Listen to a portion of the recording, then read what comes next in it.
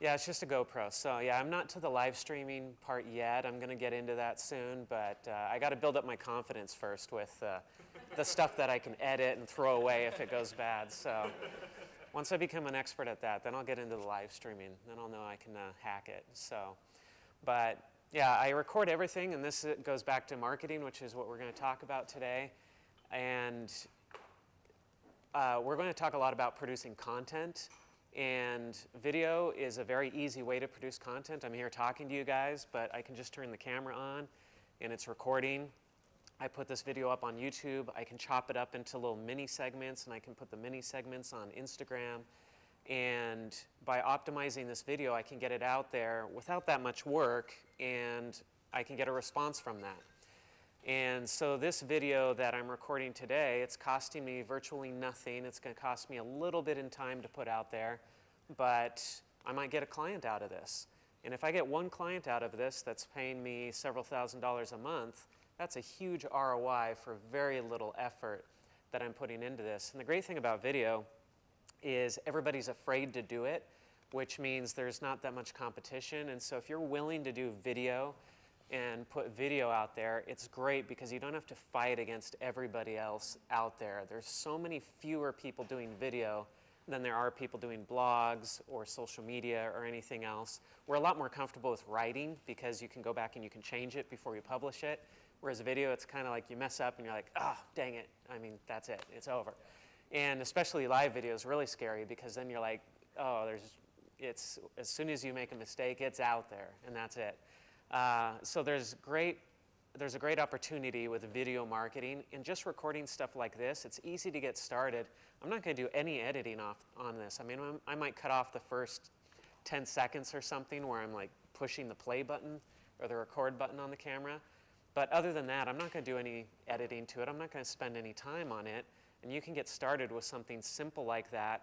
And for all of your companies, this is a great way to make connections with potential customers because they love seeing behind the scenes. They love seeing what you're doing and who you are and who the team is and the challenges you're facing. And we're in this new age where it doesn't have to be polished. And in fact, when it's not polished, it's almost better marketing because people are so turned off to polished advertising that has millions of dollars behind it, they don't trust it anymore. And when you do something that's real and authentic, and I apologize, I'm probably going to say the word authentic about 100 times today.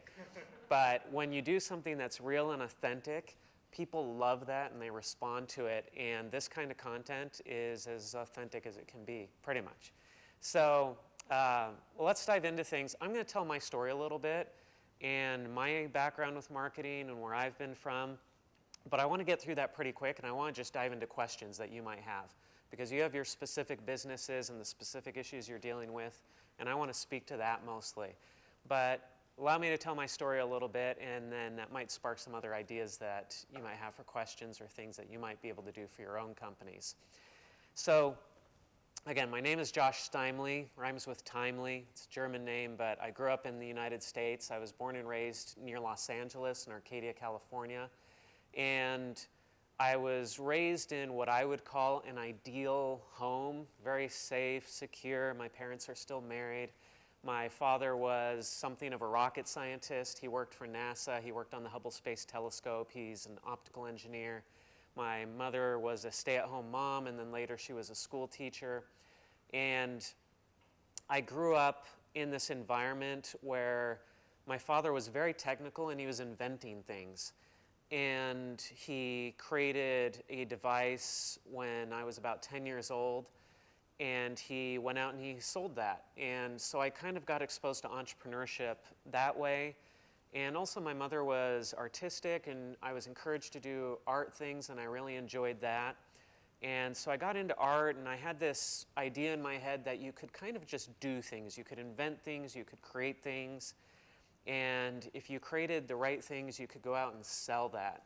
And I dabbled with entrepreneurship, and I know we're talking about marketing, but I like to talk about entrepreneurship with marketing because I think that marketing is a very entrepreneurial discipline. So as I was growing up, I had these entrepreneurial experiences that turned me into who I am today. When I was 5 or 6 years old, my mother told me, hey, if you go collect trash from the neighbors, essentially, metal cans and newspapers. We can take this to this recycling place and they'll pay you money for it. Now this was back in the days when you could actually make money recycling. It's not that way anymore. But back then I would go up and down my street where I lived in California, and I would knock on doors and I'd say, hey, you have any old newspapers? You have any old soda cans, beer cans that you want to throw away? Let me take it. And these people would give me all their trash, and then I would take it up to the recycling facility. My mom would drive me up there with all this garbage in the car, and we would unload this stuff, and I'd walk away with 50 or 60 US dollars, which for a 6 or 7-year-old, I mean, I was rich. And so this was great. And then the recycling industry changed, and you couldn't make money doing it anymore, so I stopped doing that. And when I was in high school, I was 16, 17 years old, I was into skateboarding. So I was a skater, and I would go out skateboarding, but it was a really expensive habit. I had to buy all this stuff, and it was constantly breaking and wearing out. And I thought, well, maybe I could buy skate stuff from these companies, and then I could sell it to my friends, and then I could make a profit, and that would pay for all my stuff, and then I could get it for free. And so I got a business license, and I created this little company, and I sent letters back in the days when you actually had to write letters. There's no email back then. I had to write letters to all these companies applying to sell their stuff. And most of them said, no, we don't sell to just random kids. But a few of them said, oh, that's great that you're doing this and you're kind of starting a little business. And the industry was pretty small. And these guys are all entrepreneurs themselves. So they thought, oh, this is great. And some of them helped me out, and they would send me stuff and allow me to buy really small quantities. And so I got experience selling skateboard stuff. Essentially, I'd fill up my car, I'd go to a skate spot, and I would just open the trunk and say, hey, everybody, I've got a bunch of stuff here, you want to buy it? And I would sell the stuff there, and I didn't make much money, but it allowed me to get all my stuff for free, and it was a great experience that taught me a lot about entrepreneurship there too, and about marketing, because I had to try to figure out how to sell this stuff and how to get people to buy from me in a way that was more than just me showing up at a spot.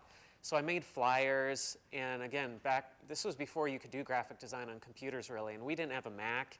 I came from a PC family, and PCs back then you could not do design on.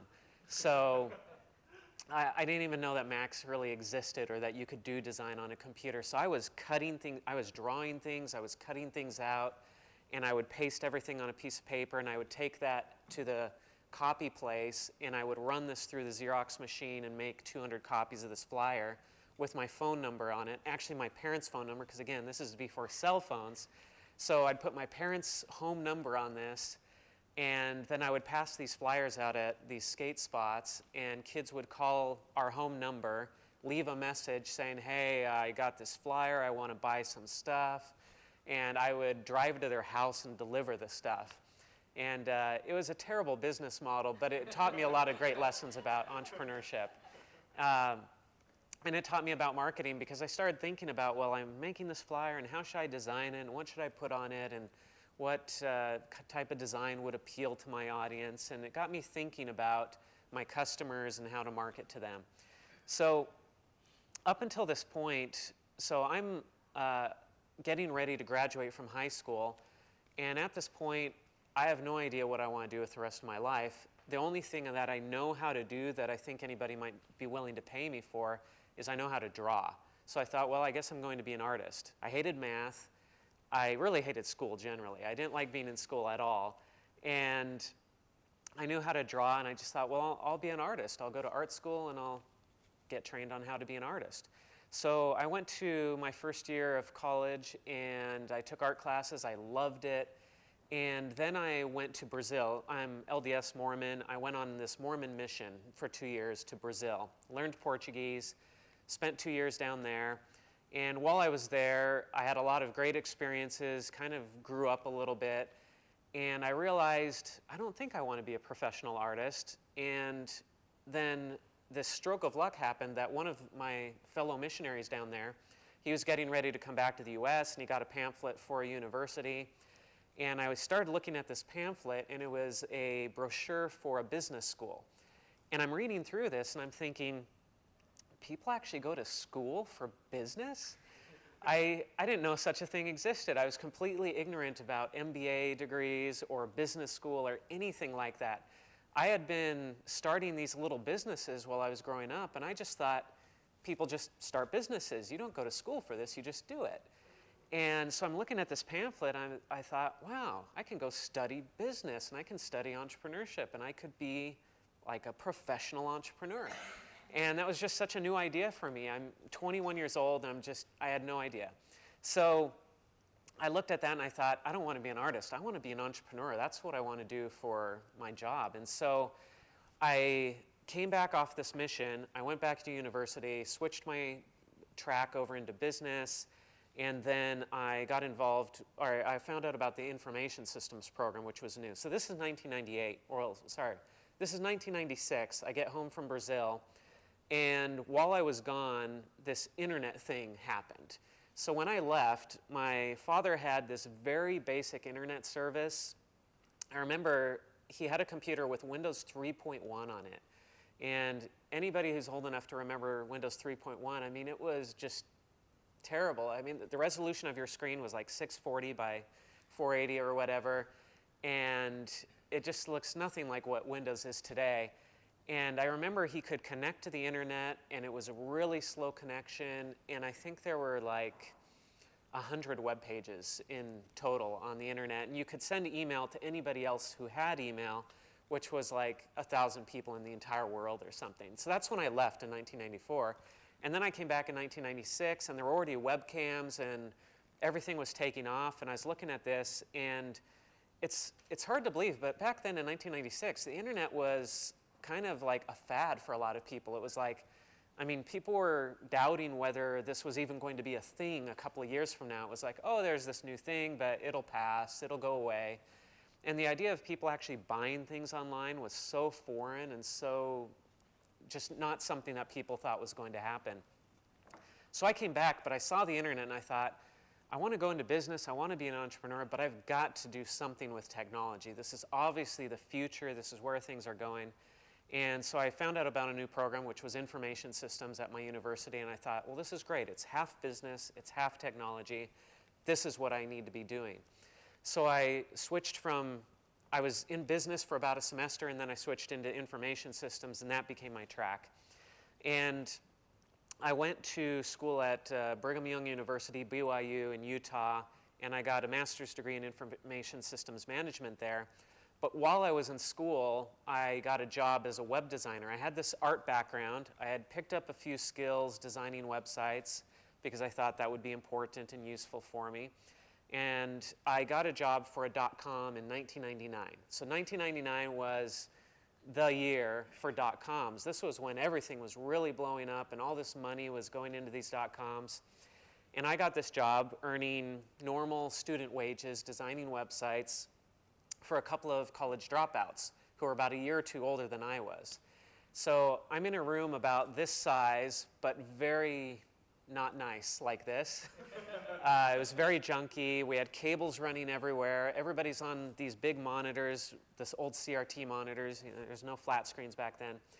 And we're hiring 3 or 4 people, it seems like, every day into this business.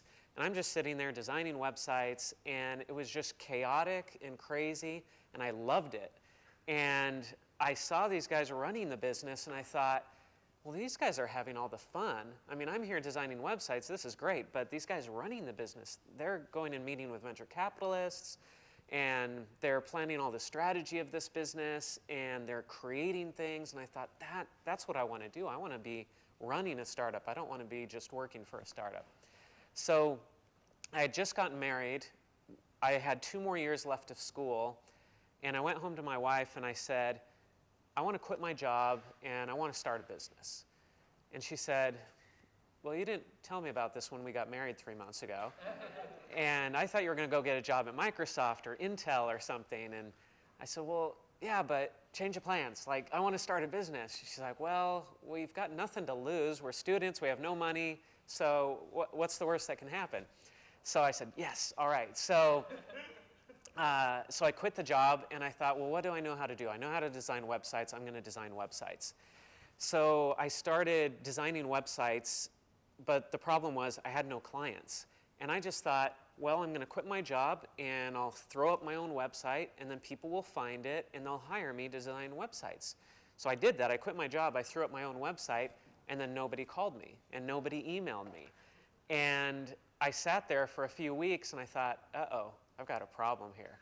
I don't know how to get clients. I don't know how to get business. And then I had a lucky stroke where somebody came along and I landed one deal, and then I got another deal, and it went really slowly, but then some word of mouth got out there and I started landing deals and it started taking off, but it was very slow, and we went completely broke. I sold all my stuff on eBay. Thank goodness that eBay was invented 2 years before. I sold everything on eBay. That's how we stayed alive for a few months. And then it kind of started taking off, and then it took off better and better, and it got going. And then I thought, well, hey, I've got a nice little business here. Maybe I could hire some people on and start a real business with employees. I'm still in school, but I thought, I don't want to wait to get out of school. I want to get this going. So I hired on a few people, and I thought, well, now we'll throw up a nicer website and we'll get a lot of business. So we designed a much nicer website. We put that up, and then I realized we're not getting any more business just because we have a nicer website. In fact, we're just bringing in the same amount of money that I was bringing in when it was just me. And that was great for just me, but that's not very good for 5 people. Now I have to split this with 5 people, and we just bombed. We didn't go out of business, but I had to let some people go about a month after I hired them. So once again, it was kind of the same thing. I started, we failed basically, we couldn't get any business, and I didn't know how to get clients. And I was calling my old boss at my .com company. I'm like, how do I get clients? I remember walking through a mall and talking to him on the phone. I'm like, how do I get like that first big customer, that first big client? And he said, I don't know anything about marketing. I just know how to design websites. I was like, well, somebody's got to help me here. I mean, how do I get these clients? And I just had no idea. But then we got lucky. We got one client, and then we got another, and it kind of went forward. And so from 1999, when I started my business, until 2007, we survived somehow, but we never did well. We never brought in more than 500,000 US in 1 year. So, and $500,000 is great money if it's one person or 2 people or 3 people, but I had 10 people. And bringing in $500,000 with 10 people, there wasn't a lot of money to go around. We had all our expenses and office space and everything. So it was just a nightmare. It was a terrible business model.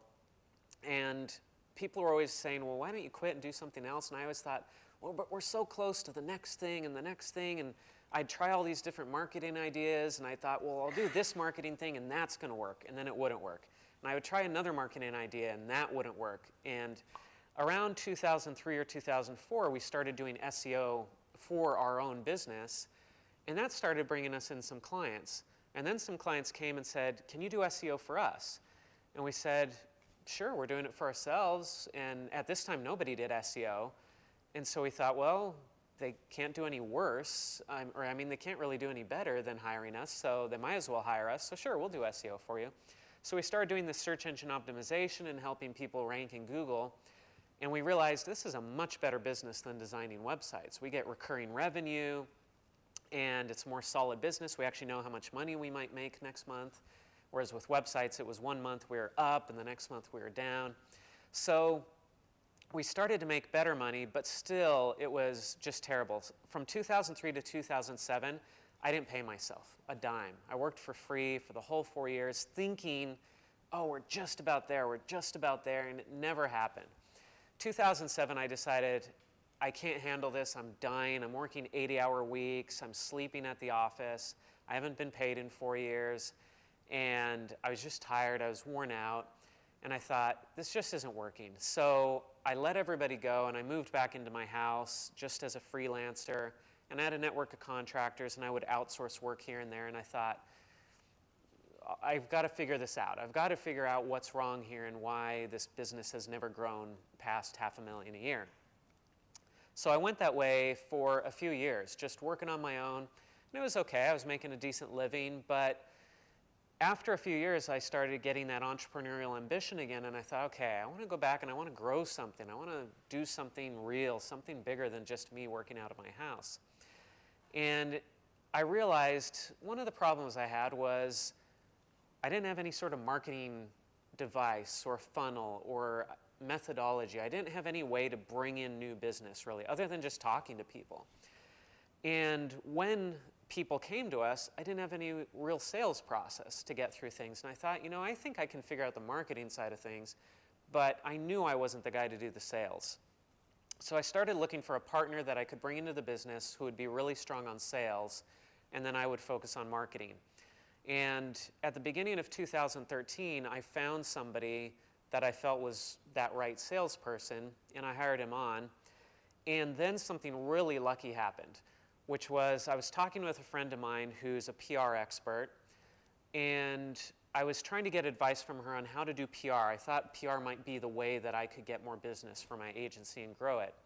So I was talking to her, and she was giving me ideas, and I had noticed that she was writing for Forbes magazine.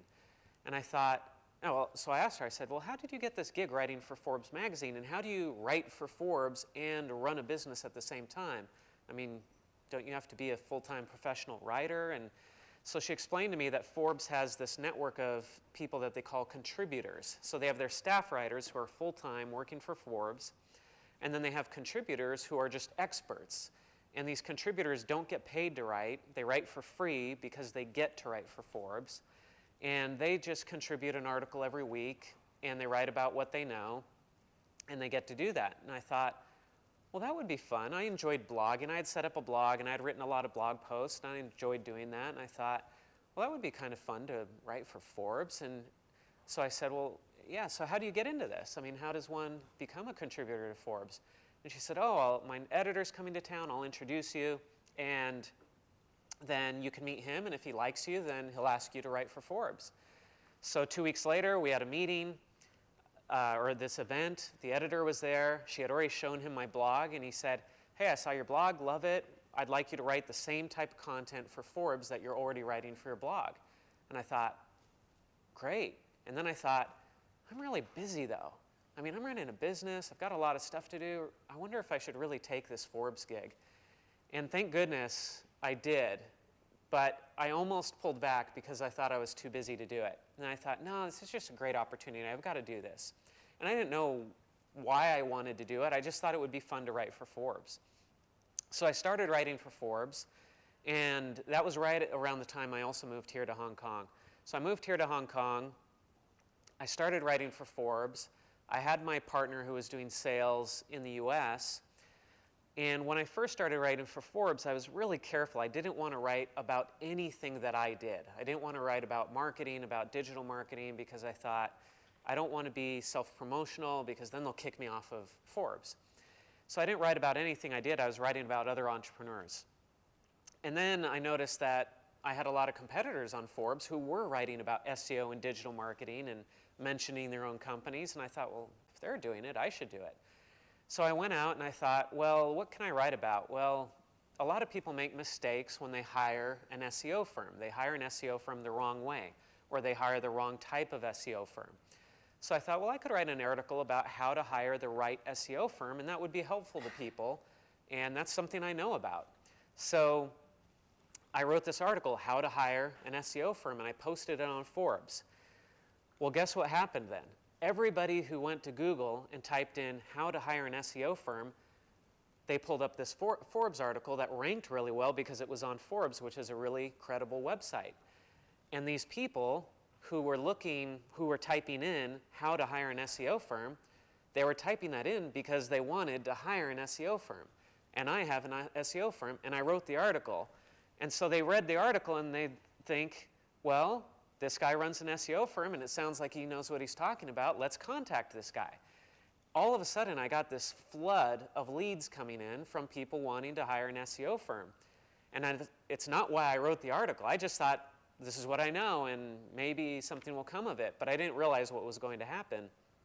And we just got this flood of leads coming in. And so all of a sudden, my sales guy, who I had really hired to pick up the phone and go out there and bring in business, didn't have time to go out and bring in business because he was just answering the phone all the time and responding to emails and closing deals. And all of a sudden, our business that had been really small, I mean, it was really just me and I hired him. It was 2 of us. And we were doing a few $1,000s a month at this time. And all of a sudden, this Forbes stuff takes off. And over the next 12 months, our revenue grew by 1,200%. We blew past 500,000. We blew past $1 million in revenue. And we just started growing like crazy. And we started hiring people on. And this time, it wasn't like the last time where I had hired people on and I could barely pay them. We could pay people, and we were growing quickly.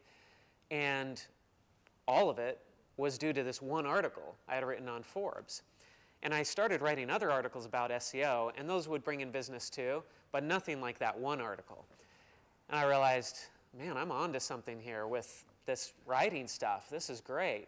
And so the business grew. So here we are today. We're nearing about 20 full-time employees. We have a number of contractors that we work with as well. So that's how I grew my agency, and now our agency is just growing rapidly, and we've really focused on this content. We get a lot of content out there. We're trying to produce more and more content. This video is part of it, and that's how we built the business. We also get leads through SEO. We get leads through social media, but the bulk of what we do is this content marketing, and that's how we bring in a lot. So today, our agency, we do SEO, we do paid search, we do social media management for clients, we do content marketing. We recently got into doing Kickstarter marketing for clients, and we do that. But all of this has been built off of a combination of content marketing and SEO. To show how far we're taking this, about a year ago, well, actually, probably, yeah, it was about a year ago. A year ago, I went to go meet with a client here in Hong Kong, and we were going to sign a deal. We had a contract. It was all worked out. We knew what the contract was. We were just meeting to sign the contract and have our kickoff meeting. And I go into this meeting, and everybody that I know from this company is there, and there's one new person. And this new person introduces herself as the CMO, the Chief Marketing Officer. You're the CMO, right, Marcus? Yeah. So she introduces herself as the CMO, and I thought, uh-oh, this is a new head marketing person, and new marketing people probably want to know what's going on with their money, their marketing spend, and here we are to take some of her marketing spend, and she doesn't know us. And sure enough, we went through this meeting, and before we could sign the contract, she said, well, I just got hired on yesterday, and everything's on hold until I figure out what's going on at this business. We went, oh, rats. I thought, man, we should have had this meeting 2 days ago. Then we could have signed this contract and it would be all good. So I left that meeting really bummed out that we weren't getting this deal. And I thought, we need to understand these CMOs. We need to really hone in on these CMOs and start producing content for these CMOs, because these people are the life and death of our agency. They make the decisions about hiring us. And up until that point, we really hadn't dealt with too many CMOs, but I thought we need to know more about these people. So I decided that I was going to write a book on digital marketing for CMOs. But before I could do that, I thought I need to do a little bit more research on CMOs. I went to this book series I was familiar with called the At Work series. And all of you are entrepreneurs. There's a great book out there called Founders at Work that I highly recommend. It's written by Jessica Livingston, who is with Y Combinator. She went out and she interviewed 30 or so founders from Silicon Valley, got them to tell their stories about how they started their companies. They're great interviews, and it's the best startup book I've ever read.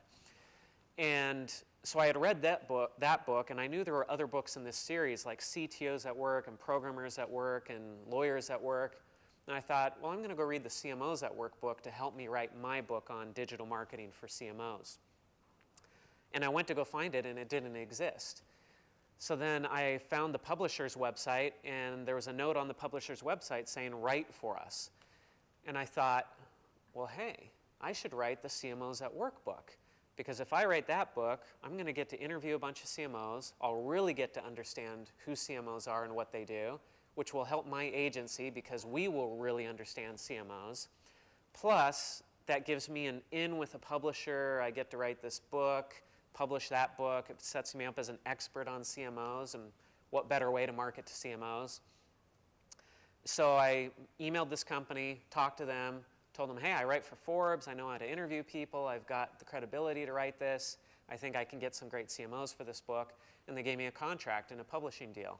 That book comes out hopefully in 6 weeks. It'll be in print and out there. And I went out to interview CMOs for this book, and I was able to get interviews with CMOs from a lot of great companies like GE, Spotify, Target, PayPal. I got 30 interviews with great CMOs, had an amazing experience writing this book. The book's not even out yet, and I'm getting all sorts of publicity. MWI is getting all sorts of publicity. I've been able to get into speaking gigs at conferences, get paid to speak, and get to market my business at the same time, which is lovely. It's great when, I mean, paying for advertising that works is great, but getting paid to advertise your business is even better.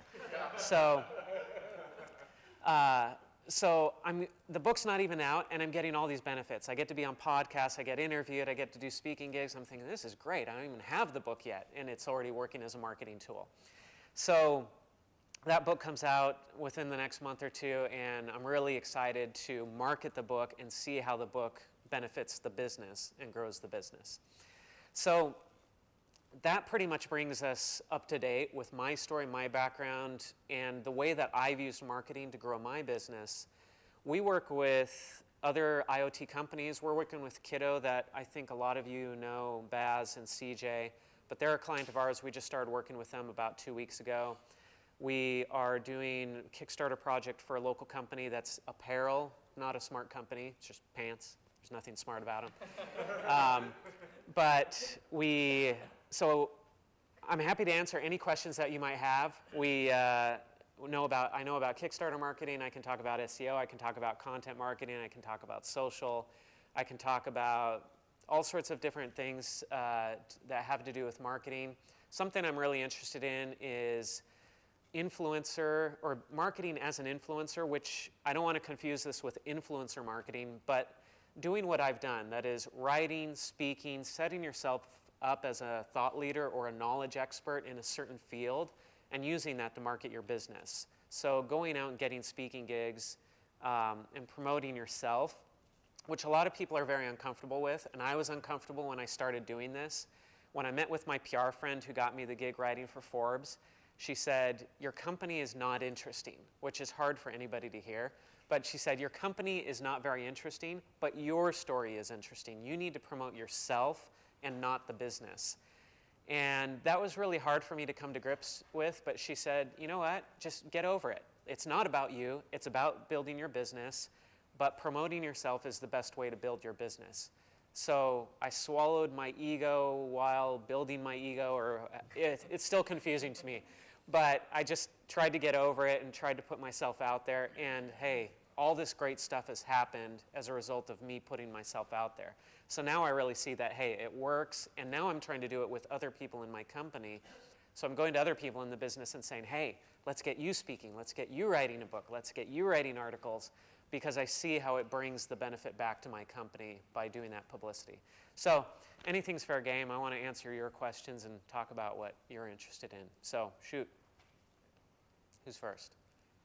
Yes. Recently, we have upgraded our website. Because the thing is, we changed our product launch date, so that image just needs to change, right? But we have really high bounce rate, which we try to figure out what happened. And like what you said, you upgrade the website and then you don't get more business, right? That's right. The frustrating part. So. Yeah, you build it and then they don't come. That's the problem. Faster. So previously we had like only 20% bounce rate, which is really good. But now since we changed it, it has become like 70%. Now, what's your business again? Smart cup and afterwards together. Smart cup, yes. So the smart cup. So the first thing is a high bounce rate is not necessarily a bad thing. So sometimes you get a high bounce rate because people find the information they're looking for very quickly and easily on your website, and then they're done, and then they leave. So a high bounce rate is not always a bad thing. It depends on how people are interacting with the content. Now, if you have a lot of people coming to your website and you're trying to steer them towards buying something and they're not buying something and they're leaving, that's a different matter. And so the question there is, well, why are they leaving without buying something? And so you have Google Analytics on your website, I assume, and you're looking at those analytics and you're seeing where people get to and which pages they're dropping off of. So the question is, on your website, do you have a specific path set up for people to go through, steps that you want them to take, and at which step are people dropping off, and why are they dropping off? That's the question you have to answer. You can answer that through heat mapping, through just looking at which page. Sometimes you can just see by which page they drop off on. Then you go look at that problem page and you say, well, why is this page the problem? And what's happening here? And you can make some guesses about that, and then you can tweak things and experiment. And then you can also just ask people.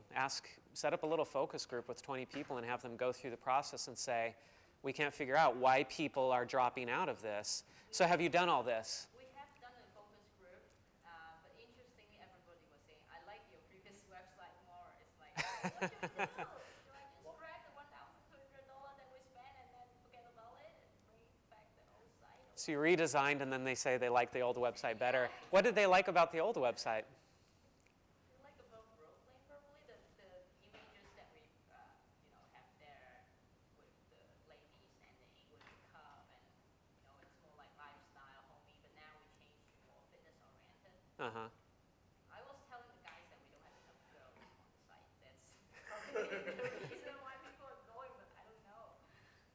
Yeah.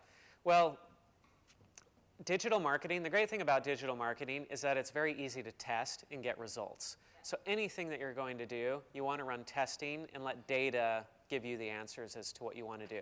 So focus groups are great for getting hypotheses about, well, maybe this is the problem, and then you go test that and see if it's right or not. But now, your old website, did it actually perform better? Did it sell more? It did, but it's hard to compare because when we launched, it was sort of Q4, so more like season for Christmas. Yeah, so hard to run a real comparison there. So the thing you can do, though, is you can take the feedback from people who say that they like your old website better, and you can say, well, what do you like about the old website? And then you can experiment with those elements within your new design. So if they say, well, we liked this type of image better, well, great. Take that image, put some of those images on the new website, and then test it out. See if you get better data from that, or if you get better data from the images that you currently have. And do you know how to run A/B tests on your website? So run the A/B tests, because you could test like 1 month to the next month, but then it's not a really good comparison because things change from 1 month to the next. But if you can do the A/B test and be showing people half one thing, half the other thing, then you're getting a really scientific test in, and then you see what the data tells you. So I would use the focus groups to come up with a hypothesis, use the A/B testing to get real data. And as long as you do that, you're going to improve no matter what. You're going to figure things out. But you can often get the low-hanging fruit through the focus groups because sometimes they'll just pick up on stuff that's obvious, where they bring up something you think, oh yeah, we're so buried in our business, we're so focused on it, we just didn't notice it, or we didn't see it that way, but now that we step back and see it through a customer's eyes, we see that obviously this area is a problem here. So you want to go for the low-hanging fruit first before you invest all this time into doing A/B testing. But once you get through that low-hanging fruit and you can't figure out anything obvious to fix, then you go for that data, and you let the data teach you the way to go. Does that answer your question, or? Okay. Who's next? All right, I got 2 questions. Yep. First, thanks for sharing your story. It's really, really interesting, actually. And so you touched on sort of using your position as a thought leader to market your company, right? And so I think oftentimes you see people try to establish their thought leadership position first by they just blog a lot and they try to kind of work the circuit a little bit. But oftentimes you see that people don't really break through that. Right. And I think you're really honest and just say you got lucky sometimes. I'm sure there's a lot of grit and hard work back there. But how do you break through that and actually establish yourself as a thought leader? Okay. So yeah, this is actually, one of my future books is going to be this, How to Become a Thought Leader. Because I made a lot of mistakes. I did it the hard way. I got lucky. I want to turn this into a formula that people can follow. And so I've thought about this a lot. And there are a lot of shortcuts to becoming a thought leader. There are a lot of ways to hack this process. But it all comes back to one thing, which is providing value. Providing value for people through content. So if you're creating a lot of valuable content that's valuable for your target audience, that's how you become an expert. And the problem with a lot of people is they produce content that is essentially just advertising. And nobody likes advertising. Anything, the old model of advertising is interruption marketing. It's advertising came on a TV, you had to watch the TV, you couldn't stand up. I mean, the old days, when I was growing up, we had TVs without remotes. And so if you wanted to change the channel when the ads came on, you actually had to stand up and walk across the room and change the channel. And there were only 8 channels or something, so you knew that you had a 50-50 chance of turning the channel and you'd just find an ad on some other station. So you'd sit there and you'd watch the ad, even though you didn't really want to. I mean, and so that was great for advertisers. It was terrible for consumers. And now everything's switched, right? So we don't have to watch ads. We don't have to put up with this stuff. We've got ad blockers.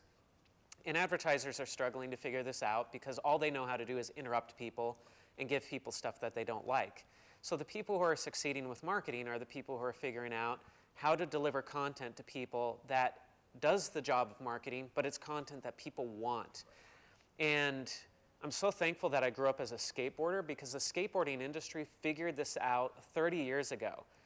If you go, like when I went through skateboarding magazines growing up, I looked at all the ads. I wanted to look at the ads because the ads gave me content that was pretty much the same stuff that was the rest of the magazine. I want to see photos of people skateboarding. I want to see photos of people doing tricks. That's all the ads were. It was a photo of a guy doing a trick, and I would look at that ad just as long as I would look at the actual editorial content of the magazine. And now skateboarding's all videos, it's all online. It's all the same stuff. Skateboarders don't even know how good they are at marketing. They have no idea.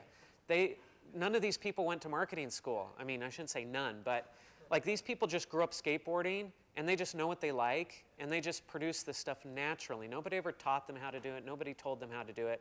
But they've figured out native advertising before there was such a thing as native advertising.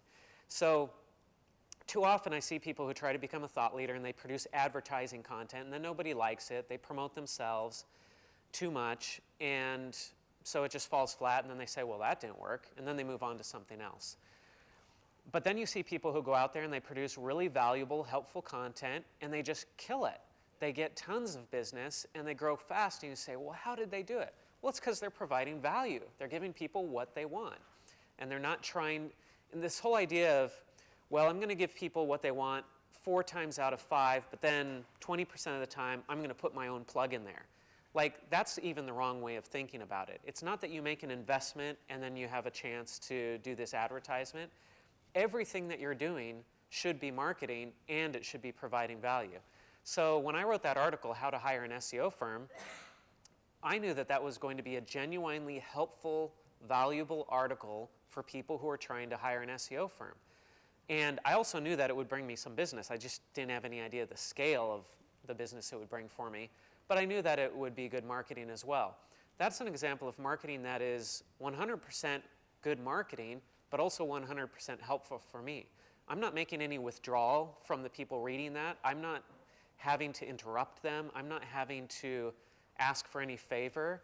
It's 100% effective for both of us, for both parties. We all win. Nobody loses in that exchange. And that's the kind of marketing that I would encourage you to go out and create, is try to figure out how can I create content that is 100% what the consumer wants, and yet by producing that, I also get 100% of what I want, which is the people seeing me as a thought leader or seeing our company as the leader in our space. A great place to start is Quora, the question and answer website. Go on there and just start answering questions about your industry, about what you know. And if you go on Quora, that's Quora.com for anybody who hasn't been there. But Quora, if you go there and just do it altruistically. Don't try to get any business. Just think, I want to be as helpful as I can possibly be, and just experiment with this and say, I'm going to be 100% helpful. I'm not going to think about my business, and for a week, I'm just going to answer as many questions as I can and just be as helpful as I can be with no thought of anything in return, and see what happens. I guarantee you do that for a week, you're going to have people asking you questions about your business, and you're going to realize this is actually really good marketing. And I'm not even trying to market. I'm just trying to be helpful. I think being helpful is the best marketing of all, but too many people feel like they have to market. They have to have that call to action. They have to have that close. They have to have some sort of hook in there, when in reality, just being helpful is the best hook. It's the best close. It's the best marketing that you can be doing. So, and everything just grows from there. Then you just figure out, well, I'm answering these questions on Quora. I can just answer questions on my blog, and that's going to be better for me. It's still good for people. You set up an email newsletter. You answer questions in your email newsletter. You go on social media. You answer questions in social media. And then you get a feel for what people want to know, what is really helpful for them, and you just start putting that content out through every channel that you can put it out there, and then you learn all the little technicalities about how to do it better. For example, on Instagram, it's all about hashtags. You got to put in a lot of hashtags on Instagram, and that's how you get your Instagram images to actually show up where people find them. But the helpful content comes first, and then use the hashtags as just a technical way to get it out there. You figure that stuff out, but it all starts with the helpful content. Sorry, that was a long answer, yeah, no but problem. Thanks a lot. Second question was yeah. MWI. Oh yes, you asked this before. So yeah, where's the name MWI come from? Everybody asks this. What does it stand for?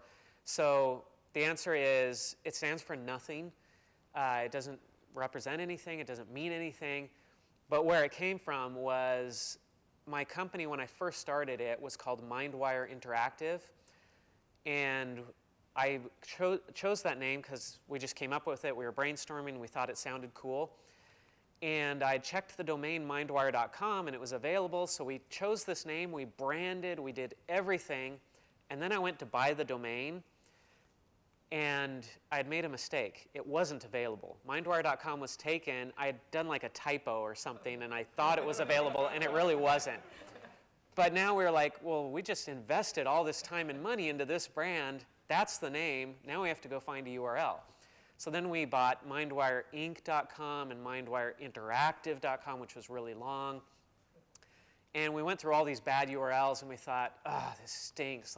But it was the name of the company. So I found MWI.com, and it wasn't being used. It was just a blank website. I mean, somebody owned it, but it wasn't being used. There was no website there. So I contacted the owner and said, hey, can we buy MWI.com? And I knew we couldn't afford it because this was 2001 or so. Even back then, a 3-letter domain, there's a limited number of 3-letter domains. It's short, so it's valuable. And I knew that this guy was going to ask a ton of money for it. But I thought, well, I have to at least ask. So I asked, and he said, oh, we're using it for email. We can't sell it. So I thought, okay, I'll move on. So I moved on, and about 9 months later, the guy emails me and says, hey, we've moved all our email to a different domain now. Do you still want MWI.com? And I said, yes, but how much? Because I thought he's going to ask me for like 20,000 US for this or something, and I could have spent maybe 500 US. That's how much money I had in my pocket. So I asked him, well, how much do you want for it? And he responded, he said, no, I'll just give it to you. And I thought, wait a second, wait, no, this can't be right. What's the catch? And I emailed back and I said, are you sure? I mean, I wasn't sure what to say. Like, I didn't even want to say, are you sure? Because then he might say, oh, well, now that I think about it, no, give me $20,000. But I responded, I said, okay, so let's do this. And back then, it was like an ordeal to transfer a domain. It took a month. You had to get documents signed with a notary and stuff. Like, it was this big deal. So we went through all this paperwork, and he had to do a lot of paperwork too, and we transferred the domain, and I owned it, and I was looking at it sort of, you know, on the computer screen, like holding it in my mind, in my hands. And I thought, wow, I own this, but I still don't quite believe it, because there's got to be some catch here that I own this. And there never was a catch. We just owned it. The guy gave it to us for free. And that domain has actually been a great marketing tool for us because it's given us credibility where people thought, oh, they own a 3-letter domain, they must be a big agency, they must be successful, because how did they get this great domain name?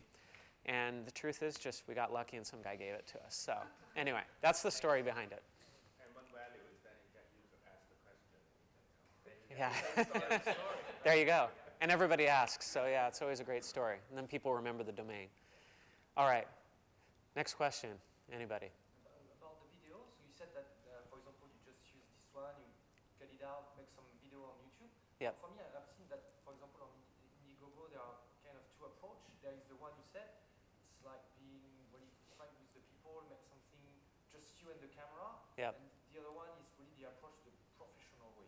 So you Right. spend much more on the marketing, but on the other hand, your campaign will look maybe more professional and maybe more trustable. So I think there are two ways of doing the campaign. Yeah. So there are some guys like really soldering on their garage, like really the way I think Indiegogo and Kickstarter was created. But now I think it's really changed to more professional videos. You see a lot now. Yeah. In a way, if for me when I see a guy doing his own video, it looks some way I won't trust. I may not. Do I really want to invest in this or back this I see campaign? that crazy video. These guys must have money. They are trustable. On the other hand, these guys alone, I get a very good idea, but really succeed, really make it. I mean, I don't know. Yeah. Yeah, so this is a great question. I mean, with video, you can do professional, you can do low quality, but authentic. Which one do you want to do? And the answer is you want to do both.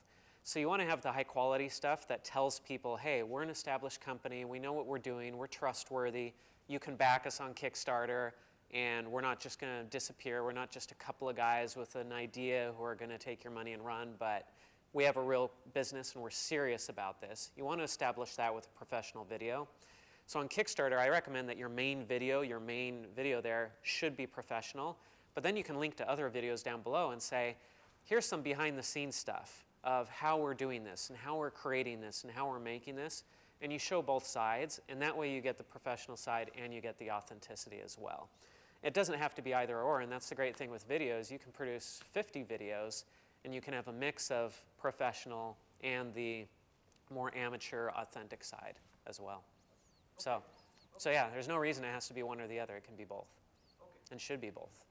But yeah, definitely for Kickstarter, you want to do the professional, because I've seen, I mean, I think you can pull off an amateur video and have it still be successful on Kickstarter, but you've got to do it the right way. And I've seen people do it the wrong way. I've seen people try to, the worst is when people try to be professional, but you can tell that they're just doing it themselves and they're not doing a very good job at it, because that just comes across as desperate and trying too hard. I think if you're going to be authentic, you just have to embrace that and say, yeah, this is low budget, but that's what it is, and we're being authentic, and we're not trying to turn it into something that it isn't. The great thing, too, with video these days is you can do so much great video at such a low cost today. You've seen the Dollar Shave Club video that the guy did a couple of years ago that launched that whole business and made it into a multi-million-dollar business.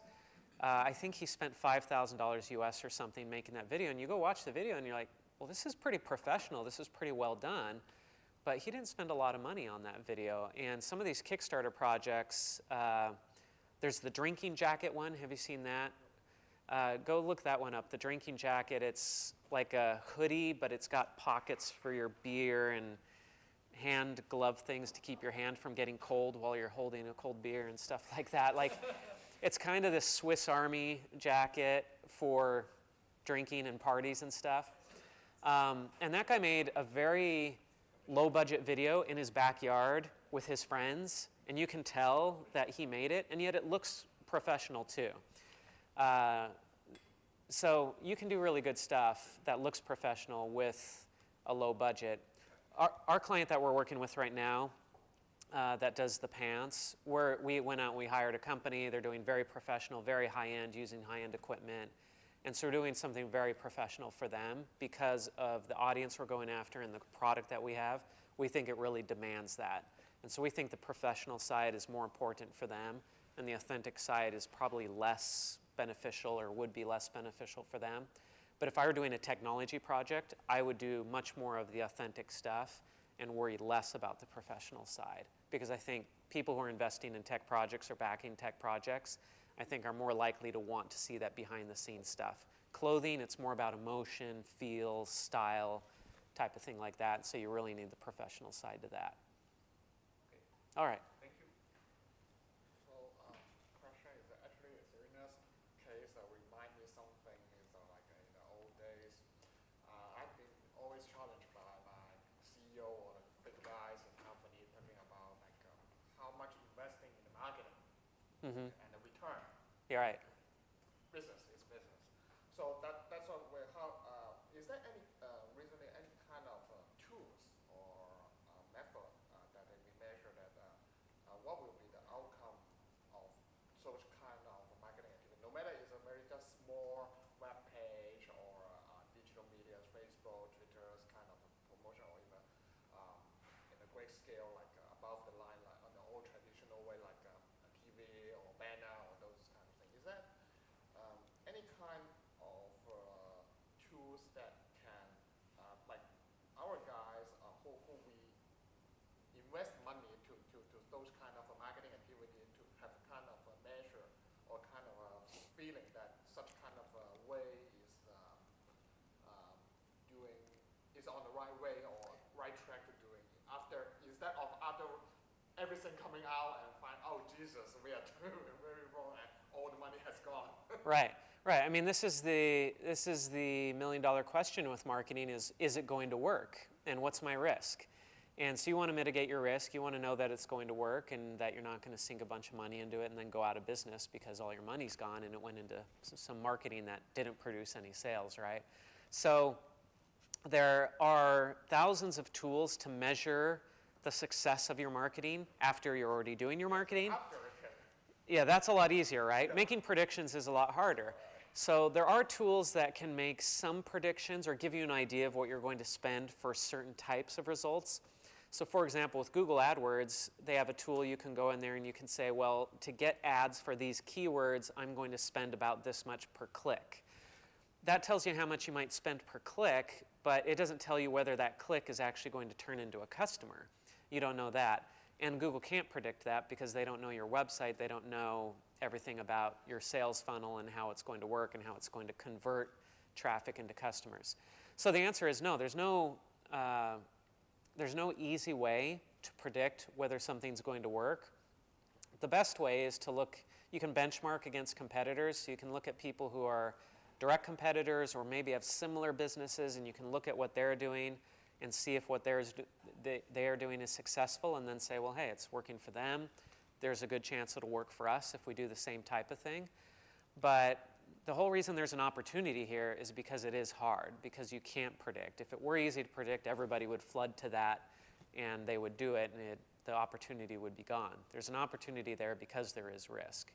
So you can mitigate that risk through these ways by using what tools are out there to predict as much as you can, by examining case studies and looking at what other people have done and mimicking what they've been doing, by getting into marketing and becoming an expert in a certain part of marketing. You can get more control over it and reduce your risk that way. But there's always going to be some risk. But there's so many opportunities out there. The problem isn't so much figuring out, is this going to work or not? It's really what's going to work the best, because there's so many things that will work. It's not hard to find something that is going to generate a return. It's just, should you spend your money here to get this return or over here to get this return?